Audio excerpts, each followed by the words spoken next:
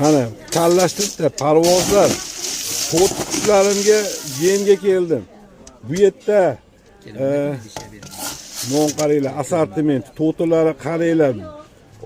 Ba'zi bularga vashi maza ekan to'tilarga. Yong'oq yeydi ekan, yer yong'oq yeydi ekan, pistani tinig'ini chaqishar ekan. Pistani keyin monolarning afsanki bular vashi maza qilib yashashar ekan to'ti qushlar. Qaranglar.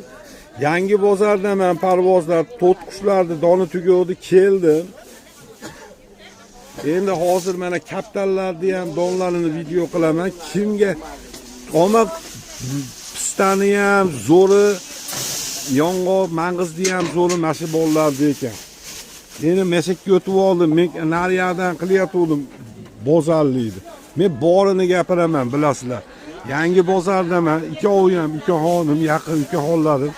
Eskidan bular Makka bug'doy kaptallar uchun, qushlar uchun hamma yo'ldan olib kelib yetkazib turishadi parvozlar uchun. Uka Makkalarning narxlari qanaqa bo'lib qoldi chiligini? 7.000. Bug'doychi. Bug'doylar qanchadan bo'lib qoldi? 4.5 Kaptar ro'plari aka. Xo'p. Yaxshi qilib chiroyli hafsala qilib chiroyli elab berishadi bu ukalar. Mana oqjuvari, masqab parvozlari yana hozirgi kunda mana bugun 11-fevral. Mana bahor oyiga kirib kelyapmiz.